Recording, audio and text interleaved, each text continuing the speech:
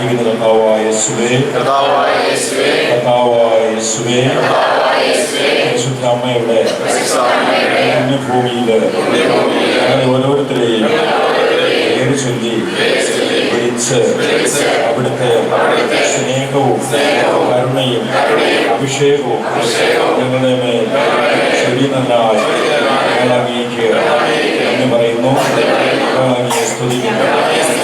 യേശുവേ, അമ്മയോടൊപ്പം അവിടുത്തെ ആരാധിക്കുമ്പോൾ, അവിടുത്തെ സ്തുതിക്കുമ്പോൾ വാഗ്ദാനപ്രകാരം ഞങ്ങളുടെ ജീവിതങ്ങളെ അനുഗ്രഹിക്കുന്നതിനോടെ ഞങ്ങളുടെ ജീവിതത്തെ അടുത്തുയർത്തുന്നതിനോടെ വാഗ്ദാനമായ പരിശുദ്ധാത്മാവിനാൽ ഞങ്ങളെ ഇറക്കുന്നതിനെയോർത്ത് അങ്ങേക്ക് നന്ദി പറയുന്നു. അങ്ങയെ സ്തുതിക്കുന്നു. Hallelujah, hallelujah, hallelujah, hallelujah, hallelujah, hallelujah. Praise the Lord. വിശുദ്ധ സുവിശേഷം 21 മുതൽ 20 ഇങ്ങനെ നമ്മൾ വായിച്ച് കേൾക്കുകയാണ്. കൊല്ലരുത്, കൊല്ലുന്നവൻ ന്യായവിധിക്ക് അർഹനാകും. കൊല്ലരുത്, കൊല്ലുന്നവൻ ന്യായവിധിക്ക് അർഹനാകും എന്ന് പൂർവികരോട് പറയപ്പെട്ടതായി നിങ്ങൾ കേട്ടിട്ടുണ്ടല്ലോ.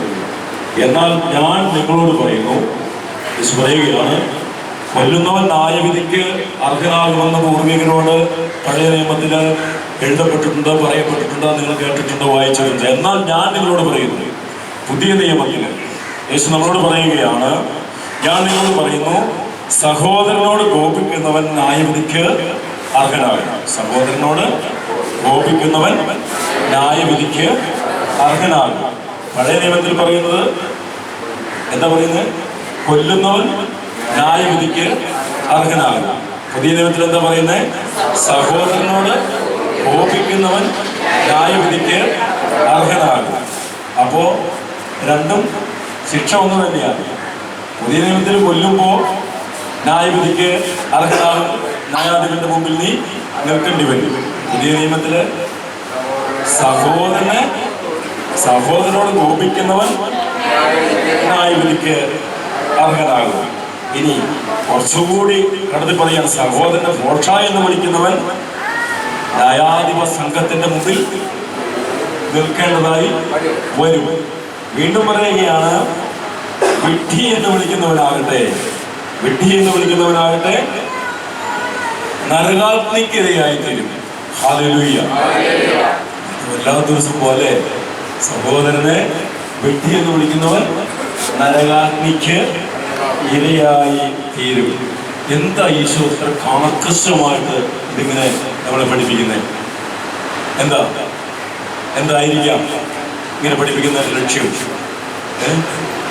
യോഹന്നാൻ ശ്ലീഹ തന്റെ ലേഖനം എഴുതുമ്പോൾ, ഒന്നാമത്തെ ലേഖനം 4-ാം അധ്യായത്തിന്റെ 20-ാമത്തെ തിരുവചനത്തിൽ പറയുന്നുണ്ട്, ആരെങ്കിലും ദൈവത്തെ സ്നേഹിക്കുന്നു എന്ന് പറയുകയും സഹോദരനെ കാണപ്പെടുന്ന സഹോദരനെ സ്നേഹിക്കാതിരിക്കുകയും ചെയ്താൽ എന്ത് സംഭവിക്കും? കാണപ്പെടുന്ന സഹോദരനെ സ്നേഹിക്കാത്ത നിനക്ക് കാണപ്പെടാത്ത ദൈവത്തെ സ്നേഹിക്കാൻ പറ്റില്ല. അപ്പൊ ദൈവത്തിന്റെ സ്നേഹവും സഹോദര സ്നേഹവും ദൈവസ്നേഹവും തമ്മിൽ എന്താണ് കണക്റ്റഡാണ്. അത് വളരെ കാര്യഗൗരവമായി നമ്മളെ പഠിപ്പിക്കുക. പഴയ നിയമത്തില് കൊല്ലുന്നവൻ ന്യായവിധിക്ക് അർഹനാകുന്നുവെങ്കിൽ പുതിയ നിയമത്തില് സഹോദരനോട് കോപിക്കുന്നവൻ, സഹോദരനെ വിഡ്ഢി എന്ന് വിളിക്കുന്നവൻ ന്യായവിധിക്ക് അർഹനായി തീരും. അതുകൊണ്ട് നീ പ്രാർത്ഥിക്കാൻ ഇരിക്കുമ്പോൾ, നീ ബലിയർപ്പിക്കാൻ തുടങ്ങുമ്പോൾ, നീ കർത്താവിനെ ആരാധിക്കാനായിട്ട് ഒരുങ്ങുമ്പോൾ, അതിന് മുൻപായിട്ട് നീ എന്ത് ചെയ്യണം? സഹോദരനുമായി രമ്യതപ്പെടണം. ഈശോയുടെ പഠനങ്ങളൊക്കെ നമുക്ക് വലിയ ഹാർഡായിട്ട് നമുക്ക് തോന്നാം. അത് അങ്ങ് ഈശോ പറയുന്ന അങ്ങനെയല്ല. ഈശോ പറയുന്നത്, നീ ബലിപീഠത്തിൽ കാഴ്ചയർപ്പിക്കാൻ പോകുമ്പോ നിന്റെ സഹോദരന് നിന്നോടെന്തെങ്കിലും വിരോധമുണ്ടെങ്കിൽ, ഇല്ലേ, മൂന്നാമതൊരു വ്യക്തി, ആ വ്യക്തിക്ക് നിന്നോട് വിരോധമുണ്ടെന്ന് നിനക്ക് തോന്നിയാൽ ഉടനെ എന്ത് ചെയ്യണം? ബലിവസ്തു അവിടെ വെച്ചിട്ട് ആരാധന അവിടെ നിർത്തിയിട്ട് പ്രാർത്ഥന അവിടെ നിർത്തിയിട്ട് നീ ആദ്യം പോയി സഹോദരനോട് രമ്യതപ്പെടണം, സ്നേഹത്തിലാകണം. അല്ലാതെ നിനക്ക് കാണപ്പെടാത്ത ദൈവത്തെ ആരാധനയിലൂടെ ബലിയിലൂടെ നിനക്ക് സ്നേഹിക്കാൻ കഴിയുകയില്ല.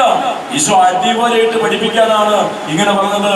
സഹോദരനെ കോപിക്കുന്നവനും വിട്ടി എന്ന് വിളിക്കുന്നവനും ഒക്കെ നരകാഗ്നിക്കിരയായി തീരും, ന്യായാധിപ സംഘത്തിന്റെ മുൻപിൽ നിൽക്കേണ്ടി വരും, വിധിക്കർഹനാകുമെന്ന് ഇത്ര കർശനമായി പഠിപ്പിക്കുന്നതിന് കാരണം ഇതാണ്. കാണപ്പെടുന്ന സഹോദരനെ സ്നേഹിക്കാതെ കാണപ്പെടാത്ത ദൈവത്തെ സ്നേഹിക്കാൻ നമുക്ക് സാധിക്കുകയില്ല. പുതിയ നിയമം എളുപ്പമാണോ? പുതിയ നിയമം അനുസരിച്ച് ജീവിക്കാൻ എളുപ്പമാണോ? ആണോ സർ?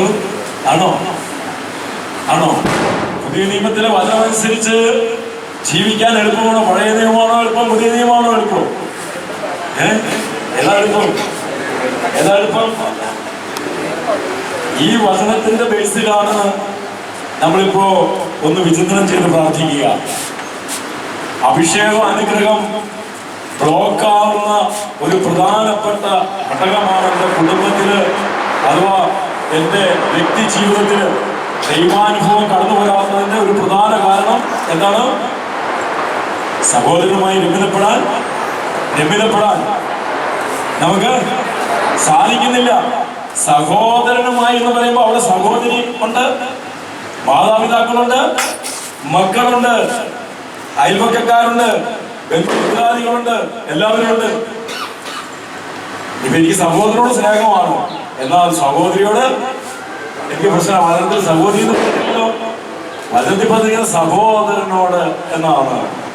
എന്നാൽ ആ സഹോദരൻ എന്നുള്ളിടത്ത് സഹോദരിയും ആകാം, മക്കളാകാം, ഭർത്താവാകാം, ഭാര്യയാകാം, അല്ലേ? സ്വന്തക്കാരും സഹോദരങ്ങൾ ആരുമാകാം. പ്രിയപ്പെട്ട മക്കളെ, അതുകൊണ്ട് ഈ പുണ്യഭൂമിയിൽ നമ്മൾ ആയിരിക്കുമ്പോ ഒരു നിസ്സാര പ്രശ്നത്തിന്റെ പേരില് ദൈവാനുഗ്രഹം നമ്മൾ ബ്ലോക്ക് ചെയ്യരുത്. ദൈവാനുഗ്രഹം ബ്ലോക്ക് ചെയ്യരുത്. വളരെ വ്യക്തമായിട്ട് പരിശുദ്ധാത്മാവ് പഠിപ്പിച്ചൊരു കാര്യമാണ്. ഈ യാത്രയിൽ അതിനുശേഷമാണ് ഇങ്ങനെ ഈ ഒരു ശുശ്രൂഷ 4 മണിക്ക് കാരണം ഓടുന്ന വാഹനത്തിൽ നമുക്ക് കൃത്യമായിട്ട് അങ്ങനെ പറ്റിയെന്ന് വരില്ല. മനസ്സിലായോ? അപ്പൊ അതുകൊണ്ട് ഇവിടെ ആത്മാവ് നമുക്ക് വലിയൊരു മെസ്സേജ് തന്നിട്ട്, ഈ വചനം തന്നിട്ട് ഇങ്ങനെ ഒരു ശുശ്രൂഷ ഫോം ചെയ്യണമെന്ന് നമുക്ക് ചിന്ത തന്നതാണ്. അതിനുശേഷമാണ് അനേകം നാളുകളായിട്ട് നമ്മൾ ഈ ശുശ്രൂഷ ചെയ്യുക. നിസ്സാര പ്രശ്നത്തിന്റെ പേരില് ദൈവാനുഗ്രഹം എന്റെ ജീവിതത്തില്, എന്റെ കുടുംബത്തില് നോക്കാകാൻ പാടില്ല. Hallelujah, hallelujah, hallelujah. അതുകൊണ്ട് ഒരു നിമിഷം ഇപ്പോൾ നമ്മള് നമ്മിലേക്ക് തന്നെ ഒന്ന് തിരിയുകയാണ്. ഞാൻ ആരോടെങ്കിലും എന്തെങ്കിലും ചെയ്തിട്ടുണ്ടോ എന്നുള്ളതല്ല. ഈശ്വരൻ മറ്റൊരുവൻ, അപരൻ, നിന്റെ സഹോദരൻ എന്ന് വിളിക്കപ്പെടുന്നവൻ, നിന്റെ സഹോദര സ്ഥാനത്ത് നിൽക്കുന്നവൻ, അവൻ നിന്നോട് എന്തെങ്കിലും ചെയ്തിട്ടുണ്ടെങ്കിൽ നീ പോയി അവനോട് രമ്യതപ്പെടണം. കണ്ടോ? ഇതാ പുതിയ നിയമം. ഒരു കർണത്തടിക്കുന്നവന് മറുകരണം കാണിച്ചു കൊടുക്കണം. ഇത് ലോകത്തിന് അംഗീകരിക്കാനോ ഏറ്റെടുക്കാനോ സ്വീകരിക്കാനോ കഴിയില്ല. അതുകൊണ്ടാണ് ഈ മാർഗത്തിൽ നിന്ന്, ഈ പഠനത്തിൽ നിന്ന്, ഈ വിശ്വാസത്തിൽ നിന്ന് അനേകം മക്കൾ വ്യതിചലിക്കാൻ കാരണം. Hallelujah, hallelujah, hallelujah. ഇവിടെ ഒരൊറ്റ സംഭവമുള്ളൂ. ദേവിസേ, അവിടെ 2-3 ഒക്കെ ആകാം, അല്ലേ? അവിടെ 2-3 ആകാം. കോംപ്രമൈസ് ഉണ്ട്. പക്ഷെ പുതിയ നിയമത്തില് കോംപ്രമൈസ് ഇല്ല. മറ്റേത് മതവിഭാഗത്തിലേക്ക് ചെന്നാലും കോംപ്രമൈസ് ഉണ്ട്. ഒന്നിൽ കൂടുതലാകാം. പക്ഷെ ഇവിടെ ഒന്നേ പാടുള്ളൂ: ഏകവിശ്വാസം, സത്യവിശ്വാസം, ഏക ഭാര്യ, അല്ലേ? ഏക സഹോദരൻ. സ്നേഹത്തിലും അങ്ങനെ തന്നെ, ബന്ധത്തിലും അങ്ങനെ തന്നെ, എല്ലാം അങ്ങനെയാണ്. ഒരൊറ്റ വഴി, യേശുവാകുന്ന ആ വഴിയിൽ, ആ അടിത്തറമേൽ പണിത് ഉയർത്തപ്പെട്ട സംഭവം. അതുകൊണ്ട് നമുക്ക് വ്യതിചലിക്കാനായിട്ട്, മാറിപ്പോകാനായിട്ട് ഒരു രക്ഷയുമില്ല, ഒരു രക്ഷയുമില്ല. അതുകൊണ്ടാണ് ഈ മാർഗം വിശദീകരിച്ചത്. എന്താണ് ഇത്? കല്ലും മുള്ളും നിറഞ്ഞ വഴിയാണ്, ഇത് ഇടുങ്ങിയ വഴിയാണ്, ഇത് തിരഞ്ഞെടുക്കുന്നവർ വിരളമാണ്, വിരളമാണ്. അതുകൊണ്ട് നമ്മുടെ ജീവിതത്തില് അങ്ങനെയുള്ള എന്തെങ്കിലും സംഭവങ്ങൾ ഉണ്ടെങ്കിൽ മക്കളെ, നമ്മൾ ഈ കഷ്ടപ്പെട്ട് അല്ലേ ഈ നടുവും പുറമൊക്കെ ഇങ്ങനെ ഉരുണ്ടു കയറി സന്ധിബന്ധങ്ങളുടെ വേദനകളൊക്കെ സഹിച്ച് നമ്മൾ ഇത്രയും കിലോമീറ്ററുകൾ താണ്ടി പരിശുദ്ധ അമ്മയുടെ സന്നിധിയിൽ നമ്മൾ കടന്നു വന്നിട്ടുള്ള അനുഗ്രഹത്തിന് വേണ്ടിയാണ്, അവരനുഗ്രഹത്തിന് വേണ്ടിയാണ്. ഒരു വിധത്തിൽ അല്ലെങ്കിൽ മറ്റൊരു വിധത്തിൽ നമുക്ക് നിയമങ്ങളുണ്ട്. അപ്പൊ ആ അനുഗ്രഹം തടസ്സമായി പോകരുതെന്ന് പരിശുദ്ധാത്മാവ് ഓർമ്മപ്പെടുത്തുകയാണ്. എന്റെ ചെറിയ ഒരു മൈന്യൂട്ടായിട്ടുള്ള ഒരു പ്രശ്നം, ഒരു മിസ്റ്റേക്ക്, അതുകൊണ്ട് എന്റെ കുടുംബം, എന്റെ ജീവിതം ഇതാ ബ്ലോക്ക് ചെയ്യപ്പെടാൻ പാടില്ല, തടസ്സമാകാൻ പാടില്ല. അനുഗ്രഹത്തിന് തടസ്സമായി ഞാൻ തന്നെ നിൽക്കാൻ പാടില്ല. തിരിച്ചറിവ് നമുക്കുണ്ടാകണം. Hallelujah, hallelujah.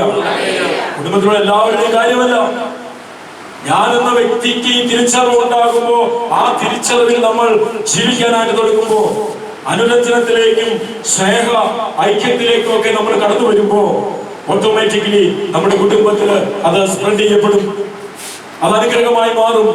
മറ്റുള്ളവരും ആ മാർഗത്തിലേക്ക് തന്നെ കടന്നു വരും. നീ വിശ്വസിക്കുക, നീ ഏറ്റെടുക്കുക, നീ പ്രവർത്തിക്കുക. എന്ത് ചെയ്യും? അപ്പോ നീ നിന്റെ കുടുംബവും അനുഗ്രഹിക്കപ്പെടും, രക്ഷ പ്രാപിക്കും. വചനം നീ വിശ്വസിക്കുക. ഏത്? ഈ കാര്യത്തില് അണുവിട വ്യതിചലിക്കാതെ നീ വിശ്വസിക്കുക. ഞാൻ അനുരഞ്ജനപ്പെടും. ഒരുപക്ഷെ ആ വ്യക്തി ഇപ്പോൾ നമ്മുടെ കൂട്ടത്തിലില്ല, ഒരുപക്ഷെ ആ വ്യക്തി വേറെ രാജ്യത്തായിരിക്കാം, വേറെ ദേശത്തായിരിക്കാം. പക്ഷേ ആത്മന ആ വ്യക്തിയെ ഇതാ ഇപ്പോൾ നമ്മളെ തൊട്ടടുത്തേക്ക് കൂട്ടായ്മയിലേക്ക് നമ്മൾ ക്ഷണിക്കുകയാണ്. ആ വ്യക്തി എവിടെയാകട്ടെ, പ്രശ്നം ചെറുതാകട്ടെ വലുതാകട്ടെ, ആ പ്രശ്നത്തിലേക്ക് ഞാനൊരു തെറ്റ് ചെയ്തിട്ടില്ല. പക്ഷേ എന്റെ സഹോദരൻ എന്ന് വിളിക്കപ്പെടുന്ന ആ വ്യക്തിക്ക് എന്നോട് വിദ്വേഷമുണ്ട്, എന്നോട് വെറുപ്പുണ്ട്, പ്രതികാര ചിന്തകളുണ്ട്, വൈരാഗ്യ ബുദ്ധിയുണ്ട്. എന്റെ ആരാധന ദൈവസന്നിധിയിൽ എത്തത്തില്ല. ഞാൻ തെറ്റ് ചെയ്തിട്ടുണ്ടോ? ഞാൻ തെറ്റ് ചെയ്തിട്ടില്ല. ഈശോയുടെ പഠനമനുസരിച്ച് ഈശോ പറയാൻ നീ അങ്ങനെ തിരിച്ചറിഞ്ഞാൽ ആ നിമിഷം അവന്റെ അടുത്തേക്ക് പോയി നീ അവനുമായി രമ്യതപ്പെടണം, അനുരഞ്ജനപ്പെടണം, സ്നേഹത്തിലാകണം. Hallelujah, hallelujah. ഇത് ഇറങ്ങി ചെല്ലുന്ന സ്നേഹമാണ്. അല്ലേ? ഇറങ്ങി വന്ന സ്നേഹം, സ്വർഗം വിട്ട് നമ്മുടെ ഇടയിലേക്ക് ഇറങ്ങി വന്ന സ്നേഹം. അപ്പൊ ഇത് ഇറങ്ങി ചെല്ലേണ്ട സ്നേഹമാണ്, ഇങ്ങോട്ട് വരേണ്ടതല്ല, അങ്ങോട്ട് കൊടുക്കേണ്ടതാണ്. Hallelujah, hallelujah, hallelujah. അങ്ങോട്ട് കൊടുക്കേണ്ടതാണ്. അപ്പോഴാണ് സ്വർഗത്തിന് സന്തോഷം ഉണ്ടാകുക. സ്വർഗത്തിന്റെ അനുഗ്രഹം നമ്മുടെ മേൽ, നമ്മുടെ കുടുംബത്തിന്റെ മേൽ കടന്നു വരിക. ഒരു കളിതമാശയായിട്ട് മക്കളെ നമ്മൾ എടുക്കരുത്. ഞാനൊരു തെറ്റും ചെയ്തിട്ടില്ല, പിന്നെ ഞാൻ എന്തിനു അവന്റെ അടുത്തേക്ക് പോകണം, ഞാൻ എന്തിനു അവനോട് മാപ്പ് ചോദിക്കണം? Hallelujah, hallelujah, hallelujah. കൃപയിൽ ജീവിക്കണമോ, വിശുദ്ധിയിൽ ജീവിക്കണമോ? ഇത് നമ്മുടെ ജീവിതത്തിൽ സംഭവിക്കണം. എങ്കിലേ സ്വർഗത്തിന്റെ അനുഗ്രഹങ്ങൾ നമുക്ക് ലഭിക്കുകയുള്ളൂ. Hallelujah, hallelujah. കണ്ണുകൾ അടച്ച്, കരങ്ങൾ മാറും ചേർത്ത് വെച്ച്, ചങ്കിലേക്ക് കരങ്ങൾ ചേർത്ത് വെച്ച്, കണ്ണുകളെ അടച്ച്, നാളുവരെ എന്നെ വേദനിപ്പിച്ച വ്യക്തികൾ ഒന്ന് നിന്റെ ഹൃദയത്തിലേക്ക് ഒന്ന് കൊണ്ടുപോകാം. നിന്നെ വേദനിപ്പിച്ച വ്യക്തി അതാരുമാകട്ടെ, ഒരുപക്ഷെ ഭാര്യയാകാം, ഭർത്താവാകാം, അപ്പനാകാം, അമ്മയാകാം, അമ്മായിയപ്പനാകാം, അമ്മായിയമ്മയാകാം, സഹോദരങ്ങളാകാം, കൂടപ്പിറപ്പെന്ന് വിളിക്കുന്നവരാകാം, രക്തബന്ധത്തിൽപ്പെട്ടവരാകാം, കസിൻസ് ആകാം, അയൽപക്കക്കാരാകാം, ആരുമാകട്ടെ എന്നെ വേദനിപ്പിച്ച വ്യക്തിയിലാണ് ഓർക്കുക. പേര് സഹിതം ഇപ്പോൾ ഈശോയുടെ തിരുസന്നിധിയിലേക്ക് നമ്മൾ കൊണ്ടുവരുന്നു. ഈശോ നമ്മുടെ മധ്യത്തിലുണ്ട്. പ്രകാരം ഈശോ ഇത് നമ്മുടെ മധ്യത്തിലുണ്ട്. ആ ഈശോയിലേക്കാണ് നമ്മൾ കൊടുക്കുന്നത്. വ്യക്തിയുടെ വാക്കുകളിലേക്കല്ല, ഒരു വ്യക്തി പറയുന്നതനുസരിച്ചല്ല. ഈശോ ഇതാ നമ്മുടെ കൂട്ടായ്മയുടെ മധ്യത്തിലുണ്ട്. ഇത് ഏറ്റെടുക്കുവാൻ, ഇത് ഏറ്റെടുത്ത് അനുഗ്രഹിക്കുവാൻ അവൻ നമ്മുടെ കൂടെയുണ്ട്. അങ്ങനെയുള്ള ആ ജീവിതങ്ങളെ ഒന്ന് കൊടുത്തി, കണ്ണുകളെ അടച്ച്, പൂർണ്ണമായിട്ടും അവരോട് ഇറങ്ങിച്ചെന്ന് ക്ഷമ ചോദിക്കുന്ന ആ ഒരു അനുഭവം ഹൃദയത്തിൽ ഉയരട്ടെ. പേര് പറഞ്ഞ് അവരുടെ പേര് പറഞ്ഞ് കർത്താവേ, ഇന്ന വ്യക്തി ആ വ്യക്തി എന്നെ വേദനിപ്പിച്ചിട്ടുണ്ട്, എന്നെ മുറിപ്പെടുത്തിയിട്ടുണ്ട്, അമര്യാദയായി പെരുമാറിയിട്ടുണ്ട്, ഇടപെട്ടിട്ടുണ്ട്. കർത്താവേ, ആ വ്യക്തിയോട് നിന്റെ സ്നേഹത്തിൽ ഞാൻ ക്ഷമ ചോദിക്കുന്നു. ആ വ്യക്തിയെ നിന്റെ സ്നേഹത്തിൽ ഇതാ ഞാൻ ചേർത്ത് പിടിക്കുന്നു. അങ്ങനെയുള്ള ആ വ്യക്തികളെ പൂർണ്ണമായിട്ടും സമർപ്പിച്ചേ. തുടർന്ന് ഞാൻ വേദനിപ്പിച്ചിട്ടുള്ള അനേകം വ്യക്തികളുണ്ട്, ജീവിതങ്ങളുണ്ട്. ഞാൻ വേദനിപ്പിച്ചിട്ടുള്ള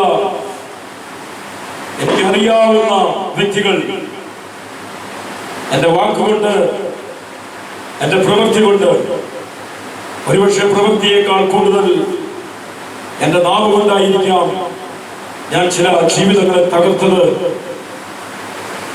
ചില ജീവിതങ്ങൾക്ക്, ചില കുടുംബങ്ങൾക്ക് അസ്വസ്ഥത കടന്നു വന്നത് എന്റെ നാവിന്റെ പിഴവായിരിക്കാം, അല്ലെങ്കിൽ ദുർഭാഷണമായിരിക്കാം, ഇല്ലാത്തത് പറഞ്ഞ് ഉണ്ടാക്കിയതാകാം. എന്തുമാകട്ടെ, ഞാൻ പ്രതി ഒരു ജീവിതം തകരുവാനോ അസ്വസ്ഥത അനുഭവിക്കുവാനോ കുടുംബത്തിലെ കലഹമായി അത് മാറുവാനൊക്കെ ഇടയായി തീർന്നിട്ടുണ്ടെങ്കിൽ, സഹോദരങ്ങളെ അകറ്റുവാൻ തക്കവണ്ണം എന്നിൽ നിന്നൊരു പ്രശ്നമുണ്ടായിട്ടുണ്ടെങ്കിൽ,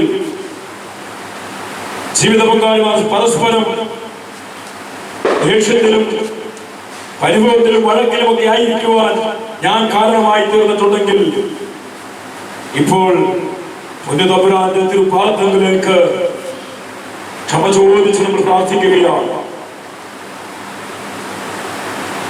അറിഞ്ഞോ അറിയാതെയാകട്ടെ, കർത്താവേ, നീ എന്നെ പ്രതി കുരിശിലേറിയവനാണ്, ഒരു തെറ്റും ചെയ്യാതെ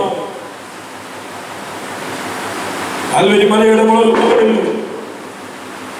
എന്റെ പ്രശ്നങ്ങൾക്കൊക്കെ ഉത്തരമായി മണിക്കൂറുകൾ നീ തൂങ്ങിക്കിടന്നവനാണ്. എന്റെ തമ്പുരാനെ, ഞാൻ വേദനിപ്പിച്ച ആ വ്യക്തിയെ പേര് പറഞ്ഞ് കാൽവരി കുരിശിന്റെ മുന്നിലേക്ക് ഒന്ന് സമർപ്പിക്കുക. ഈശോ, ആ നിമിഷങ്ങളെ ഓർത്ത് ഞാൻ അനുദപിക്കുന്നു, ഞാൻ ക്ഷമ ചോദിക്കുന്നു. അപ്പാ, എന്റെ തിരുച്ചോരയാൽ ആ വ്യക്തിയെയും കഴിയണമേ. ഞാൻ മുഖാന്തരം മറ്റൊരുവിന് ഇടർച്ചയ്ക്ക് കാരണമായി തീർന്നുവെങ്കിൽ, അവന്റെ മനസ്സ് മുറിപ്പെട്ടിട്ടുണ്ടെങ്കിൽ, അത് വലിയ ദുരിതങ്ങളിലേക്ക് കടന്നുപോയിട്ടുണ്ടെങ്കിൽ, കുടുംബത്തിൽ വലിയ പ്രശ്നമായി മാറിയിട്ടുണ്ടെങ്കിൽ, എന്റെ കർത്താവേ, ആ സമയത്തെ ഓർത്ത് ഞാൻ അനുദപിക്കുന്നു, അതിനെ ഓർത്ത് ഞാൻ ക്ഷമ ചോദിക്കുന്നു. ആ വ്യക്തിയോട് പേര് പറഞ്ഞുള്ളിൽ, സഹോദര സഹോദരി, എന്റെ അപ്പ, എന്റെ അമ്മേ, ഞാൻ നിങ്ങളോട് യേശുവിന്റെ നാമത്തിൽ ക്ഷമ ചോദിക്കുന്നു എന്ന് പ്രാർത്ഥിക്കട്ടെ. ഉള്ളിൽ ഈശോയുടെ നാമത്തിൽ ആ വ്യക്തികളെ സ്നേഹിക്കുന്നു, സ്നേഹിച്ച് നമ്മൾ പ്രാർത്ഥിക്കുന്നു. ദൈവമേ, അങ്ങയുടെ അനന്തകാരുണ്യ കൃപ ആ മക്കളുടെ മേലോട്ട് ചൊരിയണമേ എന്ന് നമ്മൾ ഒരുമിച്ച് പ്രാർത്ഥിക്കുകയാണ്. ദൈവത്തിന്റെ ആത്മാവ് നമ്മിൽ നിറയുവാൻ,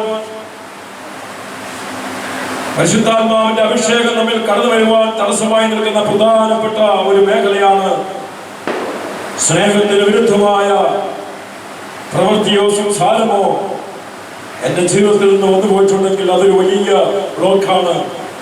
ആത്മാ അഭിഷേക നിറവിന് ഒരു വലിയ തടസ്സമാണ്. അവിടെ നീ അനുരഞ്ജനപ്പെട്ടാൽ, നിരപ്പ് പ്രാപിച്ചാൽ, വിശ്വാസത്തോടെ വിളിക്കുമ്പോ ശക്തിയായി, അഭിഷേകമായി, വലിയ സാന്നിധ്യമായി ഈശ്വരന്റെ കൂടെ ആയിരിക്കുന്ന അനുഭവത്തിന്റെ ഹൃദയത്തിൽ വസിക്കുന്ന അനുഭവം എനിക്ക് ഇന്ന് യമമാതാവിന്റെ പുണ്യഭൂമിയിൽ നിനക്ക് അനുഭവിക്കുവാനായിട്ട് സാധിക്കും. അതുകൊണ്ട് പൂർണ്ണമായി ക്ഷമിച്ച് നമ്മൾ പ്രാർത്ഥിക്കുന്നു.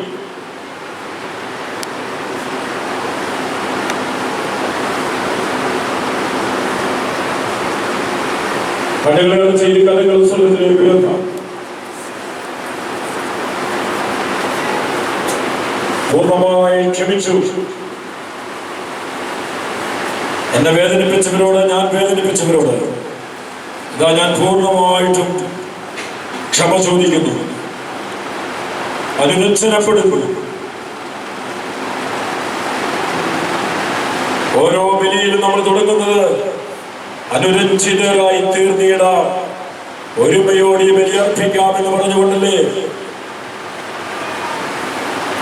അനുരഞ്ജനപ്പെടാതെ ആരാധനകളോ പ്രാർത്ഥനകളോ ബലിയർപ്പണമോ തമ്പുരാന് സ്വീകാര്യമാകുന്നില്ല.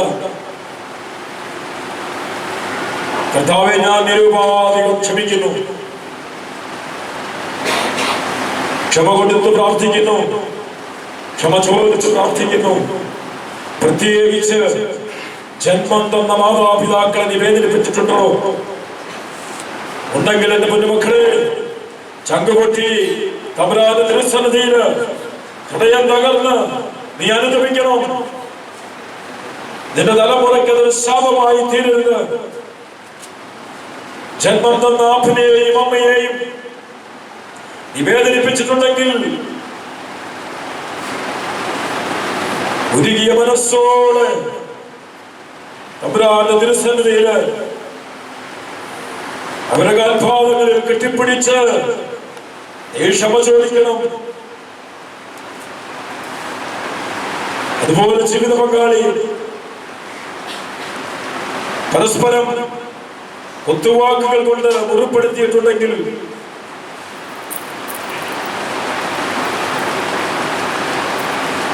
തമ്പുരാന്റെ കൽപ്പനകൾക്ക് വിപരീതമായി വിരുദ്ധമായി പെരുമാറിയിട്ടുണ്ടെങ്കിൽ, ഇടപെട്ടിട്ടുണ്ടെങ്കിൽ നിരുപാധികം ആത്മനാ പാദങ്ങൾ തൊട്ട് ക്ഷമ കൊടുത്ത് ക്ഷമ ചോദിച്ച് ഇപ്പോൾ നീ പ്രാർത്ഥിക്കുന്നു. എന്റെ കർത്താവേ, എന്റെ ദൈവമേ, എന്നോട് ക്ഷമിക്കണമേ. അജ്ഞതയുടെ കാലഘട്ടങ്ങളെ അവരുടെ കണക്കിലെടുക്കുന്നില്ലല്ലോ. എന്നാൽ ഇപ്പോൾ ഈ തിരിച്ചറിവിന്റെ സമയം നീ അനുദപിക്കണം, പശ്ചാത്തപിക്കണം, പ്രാർത്ഥിക്കണം, പരിഹാരം ചെയ്യണം എന്ന് ദൈവത്തിന്റെ ആത്മാവ് നമ്മളെ ഓർമ്മപ്പെടുത്തുകയാണ്.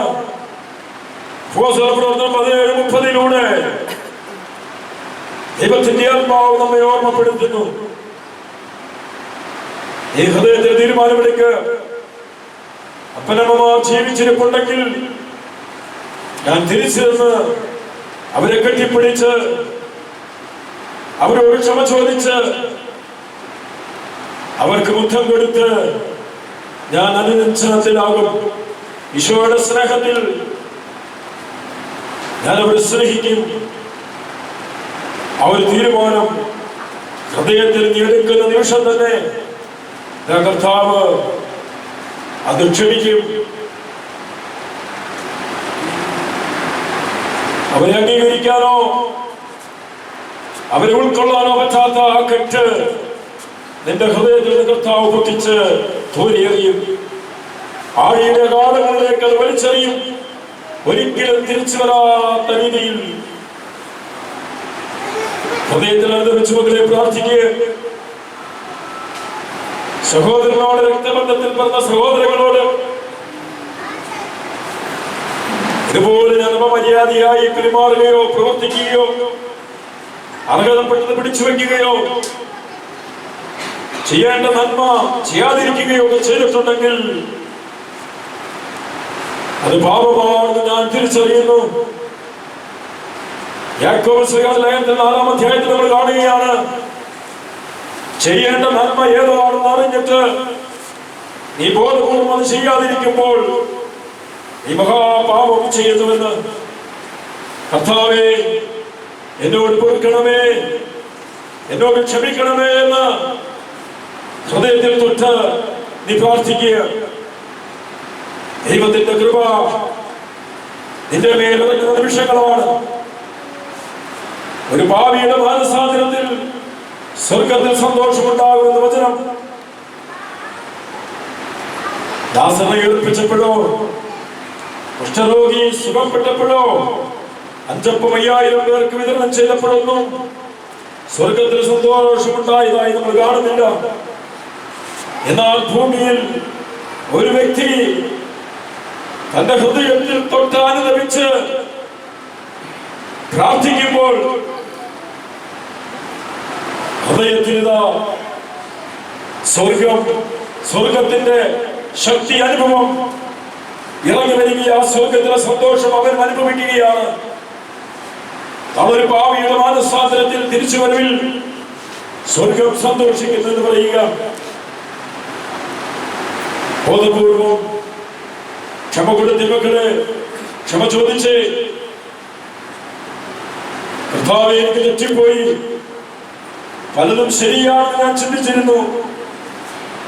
ലോകത്തിന്റെ നീതി അനുസരിച്ച് ശരിയായിരിക്കാം, ലോകത്തിന്റെ നിയമം അനുസരിച്ച് ശരിയായിരിക്കാം.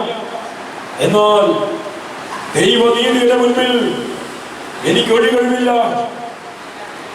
ദൈവനീതിയുടെ മുമ്പിൽ നിന്ന് എനിക്ക് ഒളിച്ചോടാൻ സാധിക്കുകയില്ല. അതുകൊണ്ട് ക്ഷമ കൊടുത്ത് ക്ഷമ ചോദിച്ച് നമ്മുടെ കർത്താവിനെ സ്തുതിക്കുകയാണ്. ഒരിക്കൽ കൂടെ കരങ്ങൾ ഉയർത്തി, ഇരു കരങ്ങൾ ഉയർത്തി കണ്ണുകളെ അടച്ച് ശക്തമായിട്ട് കർത്താവിനെ നമ്മൾ സ്തുതിക്കുന്നു. ആ സ്തുതിപ്പിൽ ആ വിദ്വേഷത്തിന്റെ വെറുപ്പിന്റെ ആ കെട്ടുകൾ പൊട്ടി, ആ തടസ്സങ്ങളെല്ലാം മാറി സ്വർഗത്തിന്റെ കൃപ നിനക്ക് സ്വന്തമാക്കുവാനായിട്ട് ഇന്ന് സാധിക്കും. കരങ്ങൾ ഉയർത്തി, സ്വരമുയർത്തി കർത്താവിനെ ആരാധിക്കട്ടെ, കർത്താവിനെ സ്തുതിക്കട്ടെ.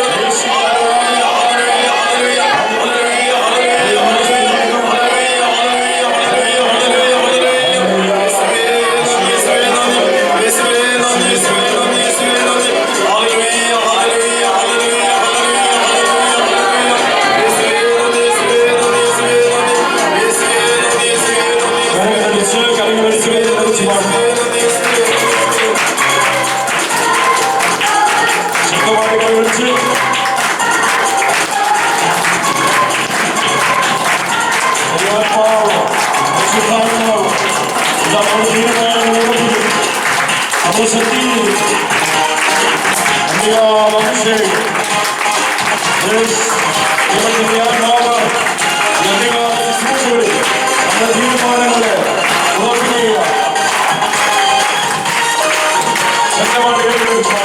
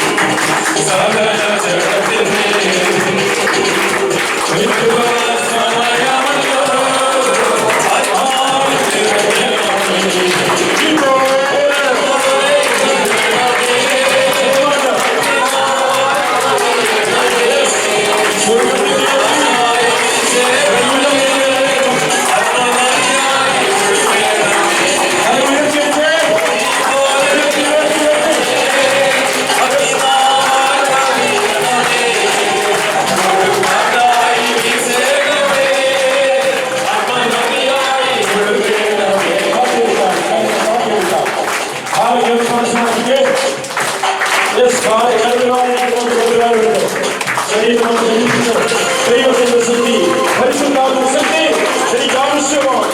ദൈവമാണ്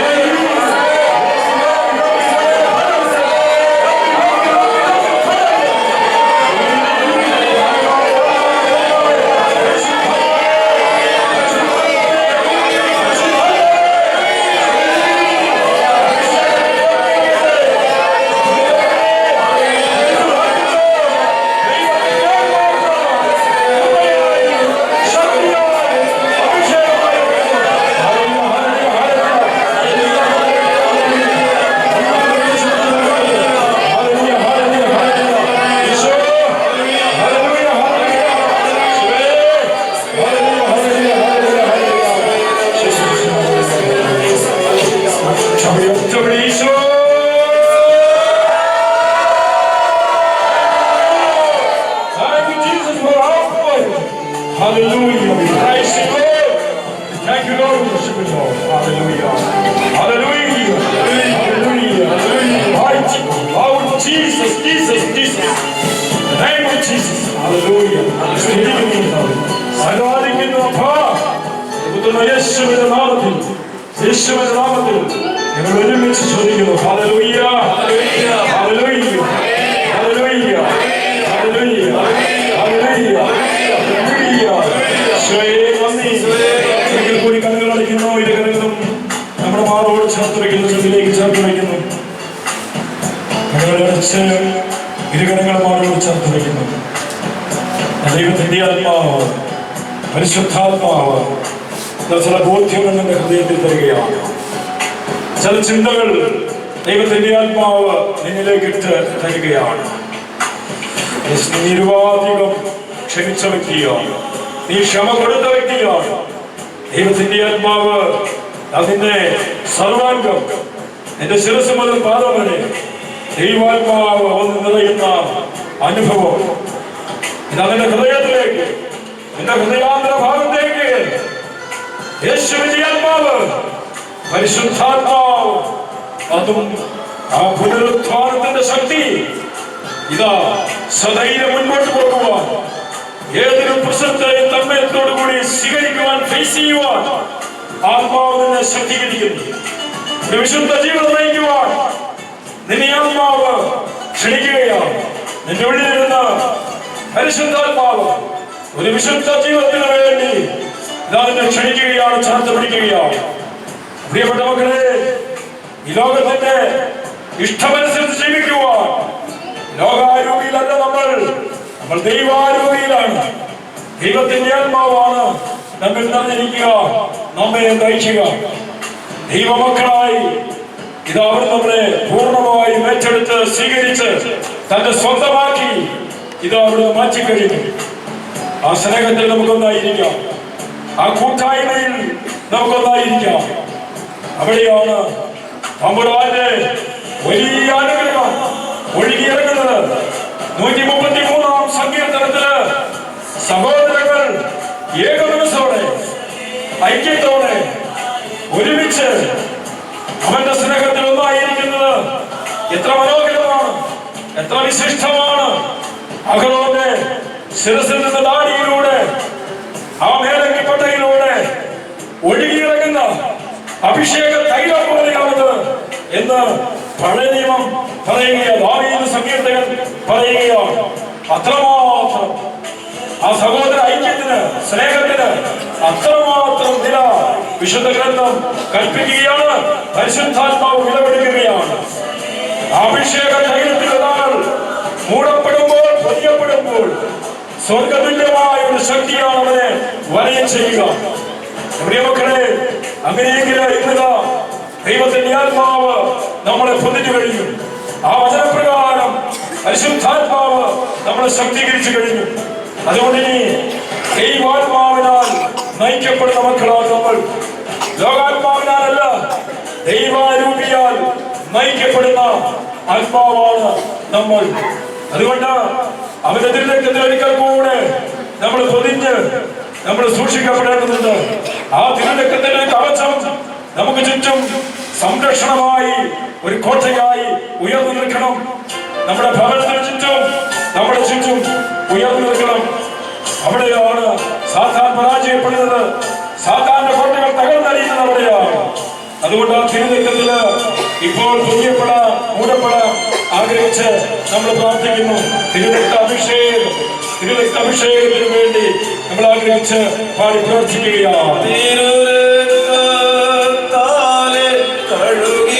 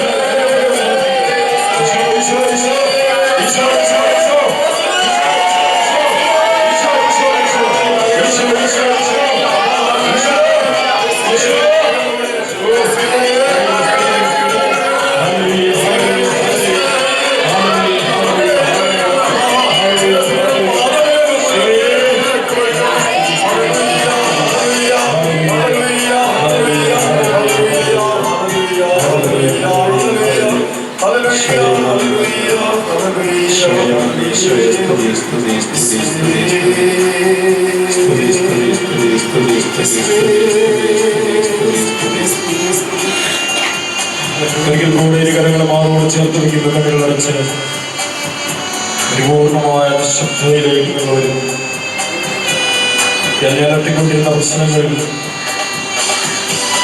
എന്നെ നിരന്തരം ശല്യപ്പെടുത്തിക്കൊണ്ടിരുന്ന ചില വിഷയങ്ങളിൽ, എന്നെ നിരന്തരം അലോസപ്പെടുത്തിക്കൊണ്ടിരുന്ന ചില ശാരീരിക രോഗപീഠനങ്ങളിൽ ഇന്നത്തെ വചനം പറയുകയാണ്, ശാന്തമാകുക, ഞാൻ ദൈവമാണെന്ന് അറിയുക. 40-ാം സങ്കീർത്തനം 10-ാം തിരുവചനത്തില് നമ്മൾ കാണുന്നു, എവിടെയാണ് ശാന്തമാകേണ്ടത്?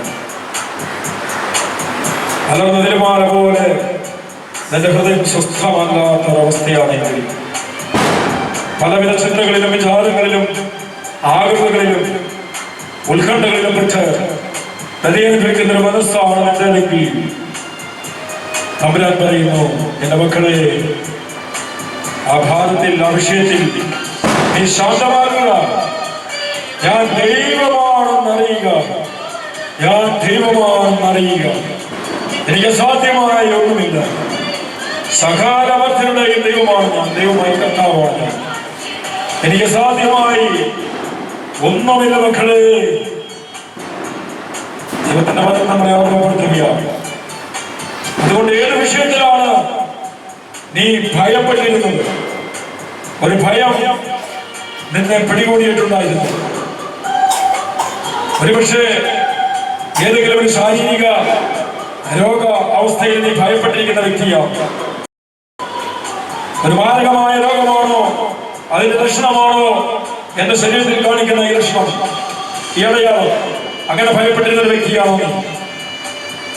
അല്ലെങ്കിൽ നാളെ ഒരു മാരകമായ രോഗം എന്നെ പിടികൂടുമോ എന്ന രോഗഭയത്തിൽ കഴിയുന്ന ഒരു വ്യക്തിയാണോ നീ?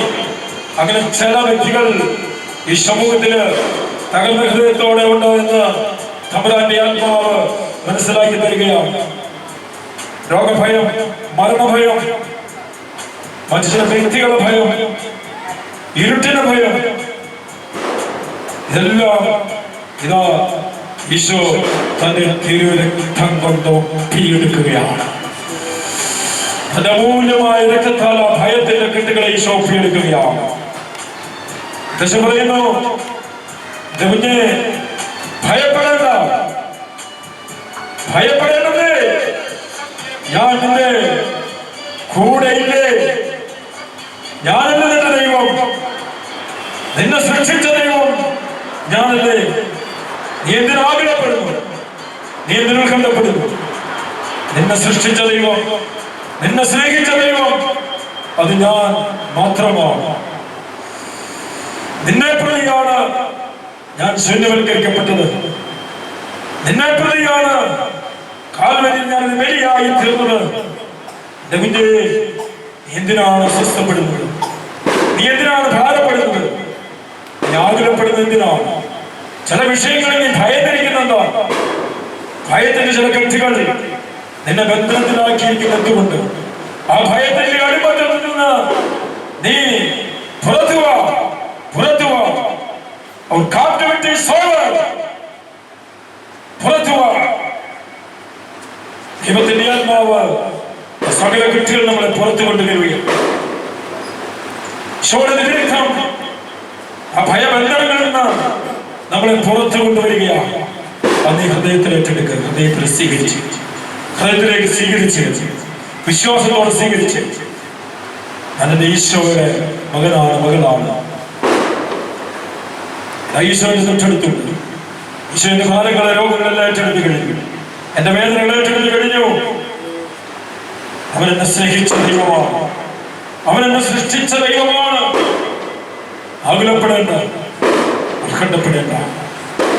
അവൻ പറയുന്നു വീണ്ടും, എന്റെ കുഞ്ഞേ, എന്റെ കുഞ്ഞേ, ഭയപ്പെടേണ്ടത്.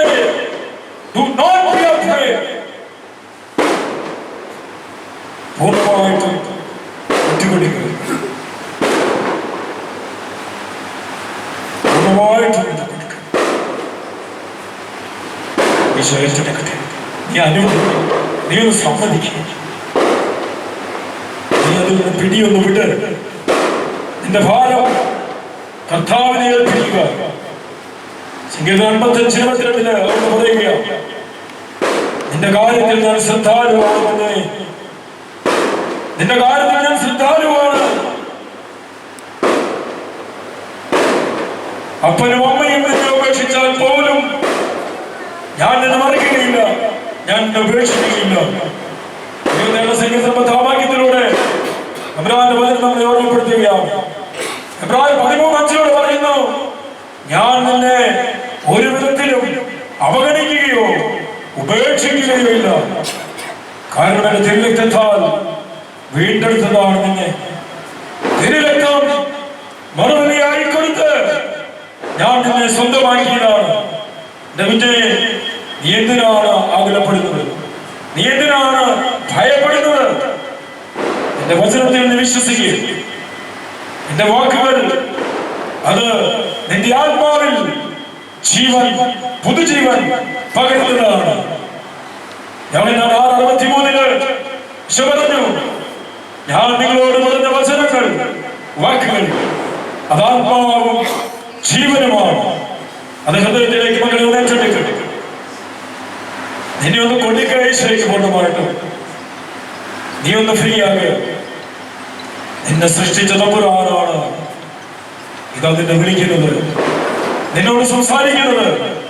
നിന്റെ ദൈവം നിന്റെ സമീപസ്ഥനായി നിൽക്കുന്നു, നിന്റെ കൂടെ തൊട്ടുരുമി നിൽക്കുന്നു.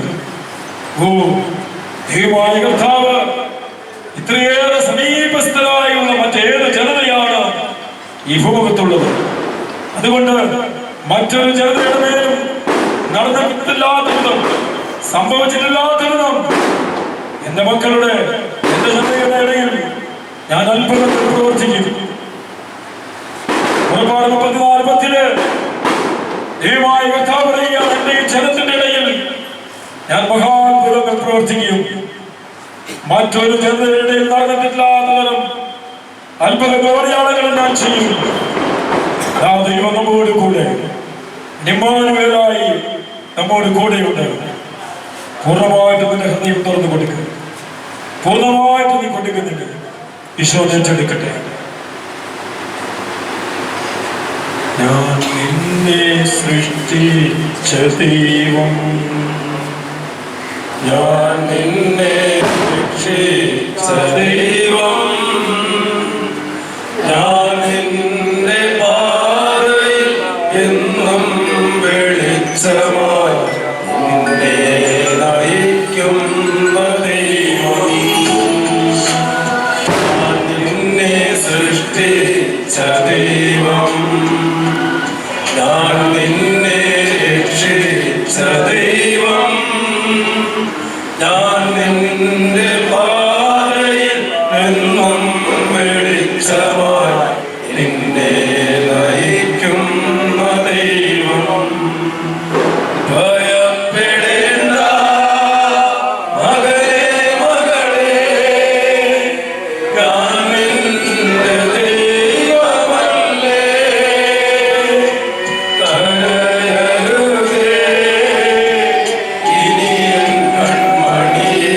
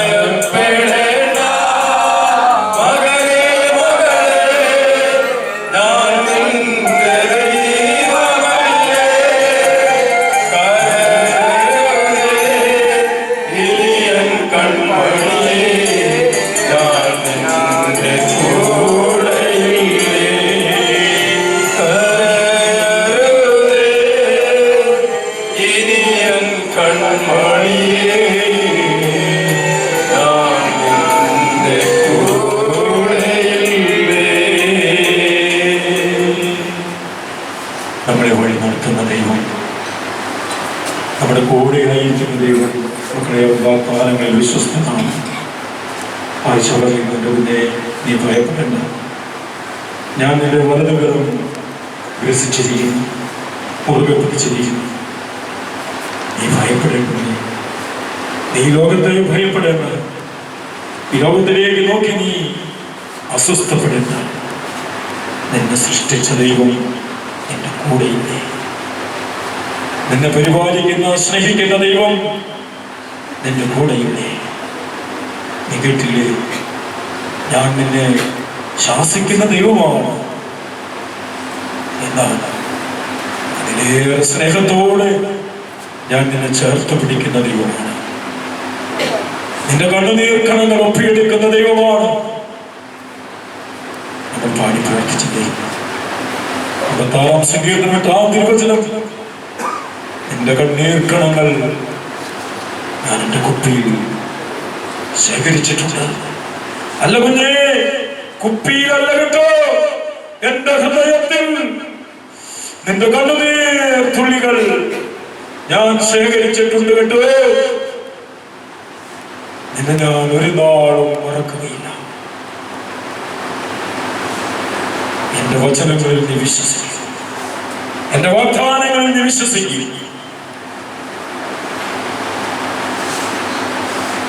സ്വർഗത്തിലെ പരിശുദ്ധനായ ദൈവം നമ്മളെ അനുഗ്രഹിച്ചു കഴിഞ്ഞു. ആ ദൈവം നമ്മളെ ഏറ്റെടുത്തു കഴിഞ്ഞു. നമുക്ക് നന്ദി പറയാം. അന്ന് മാതാവ് നമ്മെ സഹായിച്ചെന്ന് നമുക്ക് നന്ദി പറയാം. വിശുദ്ധമാലാഹമാരും നമ്മളെ സഹായിച്ചെന്ന് പറയാം. ഈ കൊച്ചു കൂട്ടായ്മയിലേക്ക് അവർ നിറങ്ങി വന്ന് നമ്മളെ സഹായിച്ചെന്ന് നമുക്ക് നന്ദി പറയാം. നന്ദി നിറഞ്ഞ ഹൃദയത്തോടെ എല്ലാവരും ഉറക്കം പ്രാർത്ഥിക്കുന്നു. നന്മ നിറഞ്ഞ മറിയമേ സ്വസ്തി.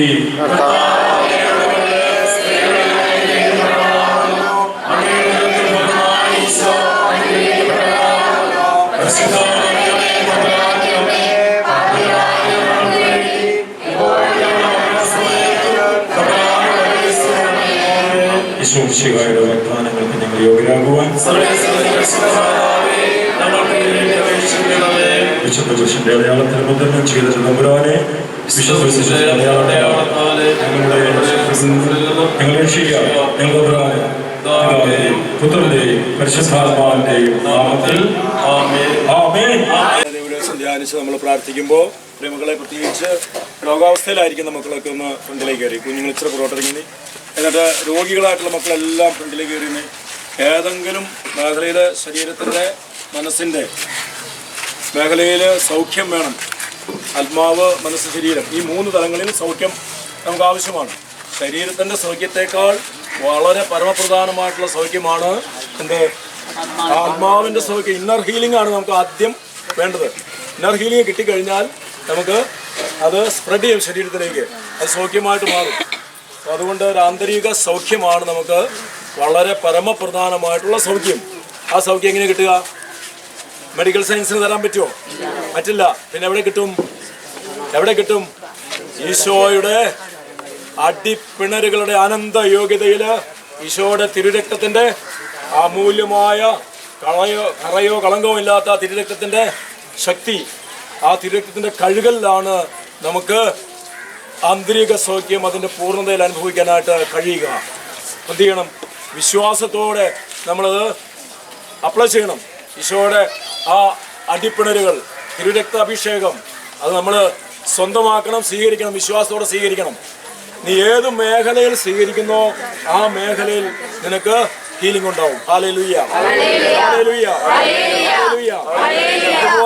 അതുപോലെ തഴക്കദോഷങ്ങൾ, ദുശ്ശീലങ്ങൾ, പ്രത്യേകിച്ച് പുകവലി, മദ്യപാനം, പാൻപരാഗ്, ഹാൻസ്, അങ്ങനെയുള്ള ഏതെങ്കിലും വിധത്തിലുള്ള ഈ ദുശ്ശീലങ്ങൾ നമുക്കുണ്ടെങ്കിൽ അങ്ങനെയുള്ള മക്കളും ഇപ്പോൾ ആഗ്രഹിച്ച് പ്രാർത്ഥിക്കുക. അവരും മുമ്പോട്ട് കയറി വരിക. നിങ്ങൾക്കത് സാക്ഷ്യം കൊടുത്ത് പ്രാർത്ഥിക്കാൻ പറ്റുമെങ്കിൽ, ധൈര്യമായിട്ട് മുമ്പോട്ട് കയറി വരാൻ പറ്റുമെങ്കിൽ ഈ നിമിഷം ഈ പുണ്യഭൂമിയിൽ തന്നെ നിങ്ങൾക്ക് അതിൽ വിടുതലുണ്ടാവും. അത്ഭുതകരമായിട്ട് കർത്താവ് വിടുതൽ തരും. സമൂഹത്തിൻ്റെ മുമ്പിൽ, പ്രിയപ്പെട്ട മക്കളുടെയൊക്കെ മുമ്പിൽ, കൂട്ടായ്മയുടെ മുമ്പിൽ, എൻ്റെ ജീവിതത്തിൽ എനിക്കിങ്ങനെ തഴക്കദോഷമുണ്ട്, അത് എനിക്ക് വേണ്ടി മക്കളെ പ്രാർത്ഥിക്കണം എന്നുള്ളതിൻ്റെ അടയാളമാണ് നിങ്ങൾ മുമ്പോട്ട് കയറി നിന്ന് പ്രാർത്ഥിക്കുക എന്ന് പറയുമ്പോൾ. അവിടെ ഈശോയുടെ വലിയ കരുണ നമുക്ക് സ്വീകരിക്കാനായിട്ട് സാധിക്കും. നോക്കിക്കേ, ഈശോ നിന്റെ ശരീരത്തിൽ ഒരു ചെറിയ സുഖത്തിന് വേണ്ടിയാണ് നീ ഇതിനെ ആശ്രയിക്കുന്നത്. പുകവലിയാകട്ടെ, മദ്യമാകട്ടെ, മയക്കുമരുന്ന്, പാൻപരാഗ്, ഹാൻസ് പോലുള്ള സംഭവങ്ങൾ നമ്മൾ ഉപയോഗിക്കുമ്പോൾ, യൂസ് ചെയ്യുമ്പോൾ നമുക്ക് ചെറിയ ഒരു ശാരീരിക സുഖം നമുക്ക് കിട്ടുന്നു. ആ സുഖം ഓർക്കണം, അത് നമ്മളെ നിത്യനാശത്തിലേക്ക്, നരകത്തിലേക്ക് നമ്മളെ കൊണ്ടുപോയി ചാടിക്കുകയാണ് പതുക്കെ പതുക്കെ പതുക്കെ. അതുകൊണ്ട് ചെറിയ സുഖങ്ങൾ ആദ്യം അവൻ തന്നിട്ട് പിന്നെ നമ്മളെ നിത്യതയിലേക്ക് പോകേണ്ട നമ്മളെ അവൻ നിത്യ നരകാഗ്നിയിലേക്ക് നമ്മളെ തള്ളിക്കളയും. അതുകൊണ്ട് മക്കളെ, നമ്മുടെ ജീവിതത്തിൽ മാറ്റപ്പെടേണ്ട സകല മേഖലകളും ഇപ്പോൾ നിങ്ങൾ സമർപ്പിക്കണം. പ്രധാനപ്പെട്ട ഒരു മേഖല നാവിൻ്റെ ദുരുപയോഗം.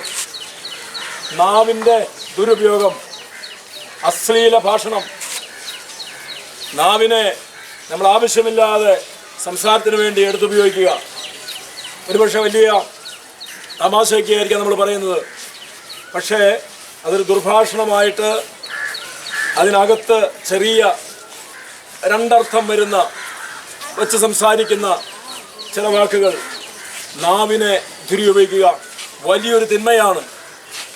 അഭിഷേകം സ്വീകരിക്കാൻ, കൃപ സ്വീകരിക്കാൻ നമ്മുടെ ജീവിതത്തിൽ വലിയൊരു തിന്മയായിട്ട് ഈശോ പ്രത്യേകമായിട്ട് ആ ബോധ്യം തരികയായിരുന്നു. നാവിൻ്റെ ദുരുപയോഗം മറ്റ് പാവങ്ങളെക്കാളൊക്കെ വലിയ ഒരു പാവമാണത്. നാവ് കൊണ്ട് ഞാൻ വേദനിപ്പിച്ചിട്ടുള്ള വ്യക്തികൾ, ഞാൻ മുറിപ്പെടുത്തിയിട്ടുള്ള വ്യക്തികൾ, യാക്കോബിന്റെ ലേഖനത്തിൽ നമ്മൾ കാണുന്നത് അതുകൊണ്ടാണ്. വാളിനെന്നതിനേക്കാൾ നാവ് കൊണ്ട് വധിക്കപ്പെട്ടവരാണ് കൂടുതൽ, വധിച്ചവരാണ് നമ്മൾ. കൊലപാതകത്തിന് തുല്യമായ ഒരു പാവമാണത്. അതുകൊണ്ട് നാവിൻ്റെ ദുരുപയോഗം അതിപ്പോൾ ഈശോയുടെ അടിപ്പിണരുകളിലേക്ക് നീ ഒന്ന് ചേർത്ത് വെക്ക്. കണ്ണുകളെ അടച്ച് കരങ്ങൾ മാറോടൊന്ന് ചേർത്ത് വെച്ച് എന്നിട്ട് ധ്യാനിച്ച്, എൻ്റെ നൈമിഷിക സുഖങ്ങൾ എൻ്റെ ഈശോയുടെ ആ തിരുമേനി തല്ലി തകർക്കപ്പെടുവാൻ ഞാൻ കാരണമായി തീർന്നിട്ടുണ്ടോ?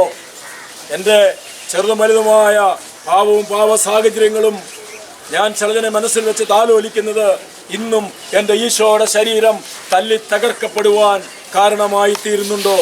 ഉണ്ടെങ്കിൽ മക്കളെ, ഇതാ നമുക്ക് വേണ്ടി ഇന്നും അടികളേറ്റു വാങ്ങുന്ന ഈശോ വെറുതെ അടികളേറ്റു വാങ്ങുകയല്ല, ഒരു ചാറ്റ കൊണ്ട് വെറുതെ അടിക്കുകയല്ല. നമ്മളെപ്പോഴും ധ്യാനിക്കുന്നതും ചിന്തിക്കുന്നതുമാണ്. നമ്മൾ അരയിൽ കെട്ടുന്ന വലിയ ബെൽറ്റ് ഉണ്ടല്ലോ, ഒരു 3 ഇഞ്ച് വീതിയൊക്കെയുള്ള തോൽ ബാറുകളുടെ അഗ്രങ്ങളിൽ ഇതാ വലിയ ചൂണ്ടക്കുളത്ത് പോലെയുള്ള പിച്ച തകിട് കൊണ്ട് നിർമ്മിച്ച ആ ഹുക്കുകൾ, അത് തുന്നിച്ചേർത്ത് പിടിപ്പിച്ചിട്ട് 4, 5, 6 ഹുക്കുകൾ തുന്നിച്ചേർത്ത് പിടിപ്പിച്ച് ആ ബെൽറ്റ് കൊണ്ട് ശരീരത്തിലേക്ക് ആഞ്ഞടിക്കുന്നതാണ്. ആ ചൂണ്ടക്കുളത്ത് പോലെയുള്ള ഭാഗങ്ങൾ പച്ചമാംസത്തിലേക്ക് തുളച്ചു കയറി അത് അതിശീഘ്രം വലിച്ചു പറിച്ചെടുക്കുമ്പോൾ ശരീരത്തിൽ നിന്ന് പച്ചമാംസവും രക്തവും ചിന്നിച്ചിതറുന്ന അവസ്ഥ. തല്ലി തകർക്കപ്പെട്ട ശരീരം. ഇതെന്റെയും നിന്റെയും ശാരീരിക സുഖം നീ അനുഭവിക്കുമ്പോൾ ഓർത്തുകൊള്ളണം, കർത്താവ് ആ പീഡാസഹനം ഏറ്റുവാങ്ങുകയാണ്. ആ മേഖലയിൽ എനിക്ക് സൗഖ്യമുണ്ടാകുവാൻ കർത്താവിൻ്റെ ശരീരം തല്ലി തകർക്കപ്പെടുവാൻ അവൻ വിട്ടുകൊടുത്തു. പ്രിയമക്കളെ, ഒരു പാവവും ഉണ്ടായിരുന്നിട്ടല്ല അവൻ്റെ ശരീരം വിട്ടുകൊടുത്തത്. എൻ്റെയും നിന്റെയും ആത്മരക്ഷയെ പ്രതി ഞാനും നീയും കാട്ടിക്കൂട്ടിയ ആ ശരീരത്തില്, എൻ്റെ മനസ്സില്, ആത്മാവിലൊക്കെ നീ കാട്ടിക്കൂട്ടിയ ആ പാപത്തിൻ്റെ ആ ബന്ധനങ്ങളിൽ നിന്ന് എന്നെ നിന്നെ മോചിപ്പിക്കുവാൻ വേണ്ടി തമ്പുരാൻ തൻ്റെ തിരുമേനി ഇതാ തല്ലി തകർക്കപ്പെടുവാൻ സ്വയം വിട്ടുകൊടുക്കുകയാണ്, സ്വയം അനുവദിക്കുകയാണ്. നമ്മുടെ രക്ഷയാണ് അവിടുന്ന് ലക്ഷ്യമിക്കുക, ആത്മാവിൻ്റെ രക്ഷ. നമ്മൾ സൗഖ്യമുള്ളവരായിരിക്കണം, നമ്മുടെ ആത്മാവ് സുസ്ഥിതിയിലായിരിക്കണം. സൃഷ്ടിച്ച ദൈവം ആഗ്രഹിക്കുന്നത് അതാണ്. അതുകൊണ്ട് നിന്റെ അങ്ങനെയുള്ള ഏതെങ്കിലും ജീവിത സാഹചര്യങ്ങൾ പൂർണ്ണമായിട്ടും ഇപ്പോൾ ഈശോയ്ക്ക് കൊടുക്കുക. രോഗാവസ്ഥയിലുള്ളവർ ആ രോഗത്തെ പൂർണ്ണമായിട്ടും ഈശോയ്ക്ക് കൊടുക്കുക. കൊടുത്ത് നമ്മൾ പ്രാർത്ഥിക്കുകയാണ്.